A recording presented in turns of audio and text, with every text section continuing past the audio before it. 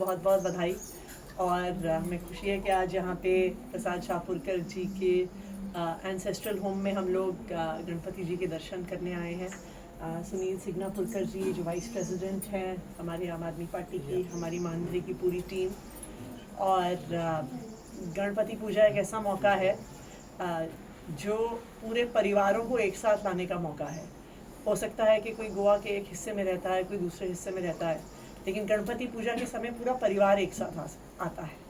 और गोवा की संस्कृति में गणपति पूजा एक बहुत महत्वपूर्ण हिस्सा निभाता है। तो हम यही उम्मीद करते हैं कि गणपति इस वर्ष भी सबके परिवार में सुख समृद्धि लेके आए। आने का आपका प्रयोजन क्या है इधर? देखिए, गोवा के लोग अब बदलाव चाहते हैं। गोवा के लोग अब सरकार से परेशान हैं। मैं पणजी से अभी यहाँ मांद्रे तक आई हूँ, तो जो सड़कों का हाल है वो भाजपा की राजनीति का हाल दिखा रही है कि अगर जो सरकार टूटी हुई सड़कें नहीं ठीक कर सकती है, वो गोवा के लोगों के लिए क्या करेगी? हम टैक्स क्यों देते हैं? जब कोई भी इंसान नमक खरीदता है, साबुन खरीदता है, तेल खरीदता है, आटा खरीदता है, उस पर हम सरकार को टैक्स देते हैं। तो सरकार के टैक्स का पैसा कहाँ जा रहा है? अगर गोवा की भाजपा सरकार आम लोगों को ठीक सड़क भी नहीं दे सकती, आप गोवा में देखिए, आज गड्ढे ज़्यादा और सड़क कम है। अभी कुछ दिन पहले सोशल मीडिया पे एक ग्राफिक चल रहा था, सीएम की फोटो के साथ उस पर लिखा था, तुम मुझे वोट दो मैं तुम्हें गड्ढे दूंगा। ये अब सच्चाई हो गई है गोवा की।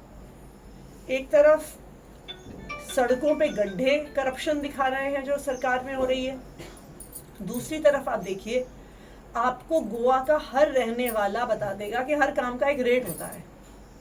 आप पैसा दोगे तो काम हो जाएगा। यहाँ तक कि सरकार के अपने मंत्री, मिनिस्टर और एक्स मिनिस्टर भी अब ये बात कह रहे हैं।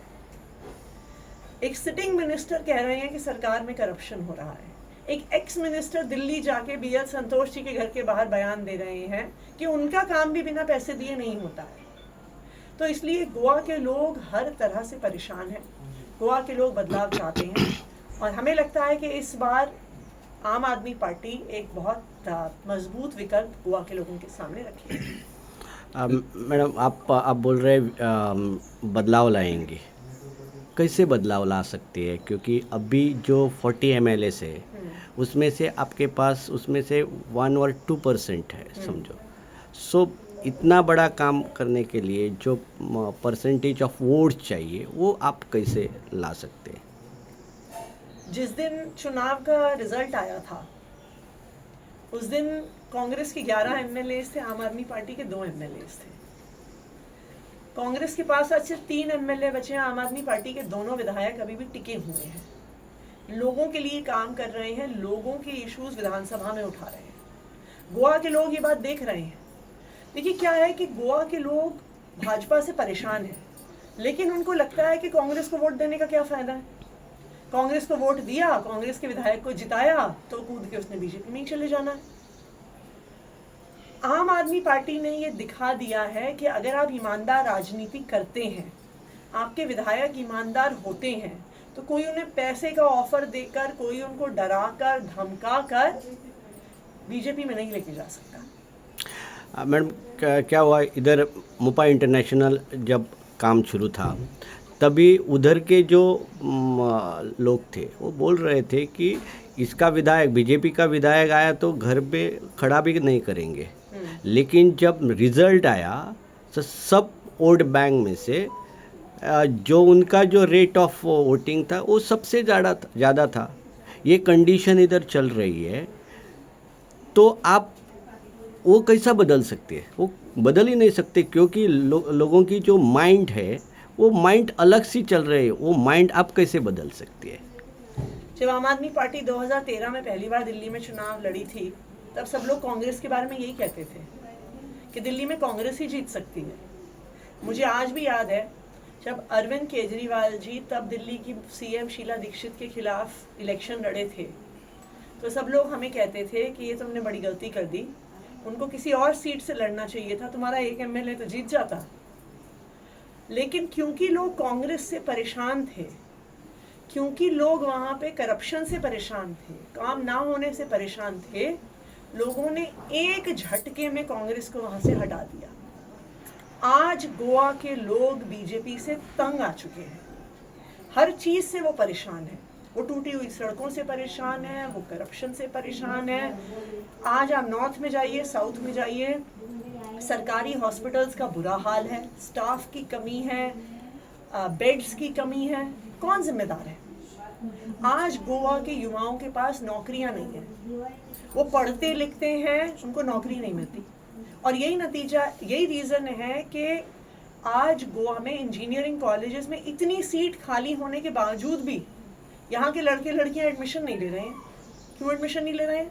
क्योंकि उनको पता है कि पढ़ने लिखने का कोई फ़ायदा ही नहीं है, नौकरी तो मिलनी नहीं है।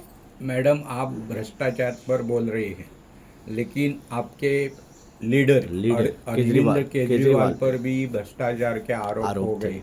इसके बारे में आपका क्या कहना चाहेंगे?